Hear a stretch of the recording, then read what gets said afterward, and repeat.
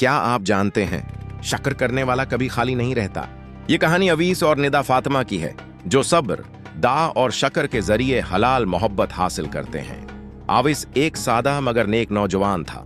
दिल में अल्लाह का खौफ, जबान पर शक्र और नजर झुकी हुई। वो जानता था कि जो कुछ भी अल्लाह देता है उस पर शक्र करना सबसे बड़ी नामत है। नदा फातिमा भी उसी मोहल्ले में रहती थी। बेहतराम, पर्दादार और हर हाल में शक्र गुजार लड़की। नमाज उसकी जिंदगी का हिस्सा थी और दिल में मोहब्बत पर अल्लाह की रिजा रखती थी। दोनों एक दूसरे को पसंद करते थे, मगर अपनी मोहब्बत को हलाल और साफ रखने की हर मुमकिन कोशिश करते थे। न छिपे मैसेजेस, न खफिया मुलाकातें, सिर्फ दिल की खामोश दुआ। अवीस की जिंदगी में मुश्किलात आए। नौकरी छोटी, पैसा कम और लोग ताना देते, अभी तुमने अपनी जिंदगी सेट नहीं की और शादी के ख्वाब देख रहे हो।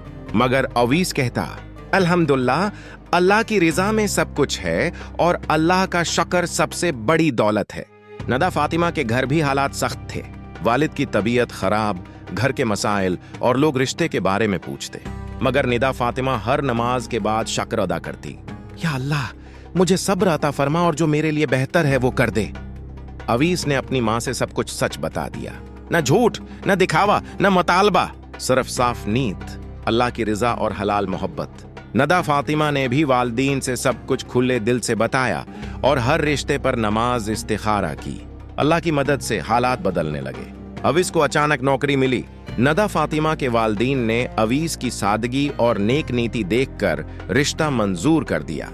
अल्लाह का करम और हलाल मोहब्बत। निकाह के दिन अवीस ने निदा फातिमा से कहा, हमने सब्र किया, शक्र किया और अल्लाह पर भरोसा रखा, इसीलिए आज हम हलाल मोहब्बत में एक हैं।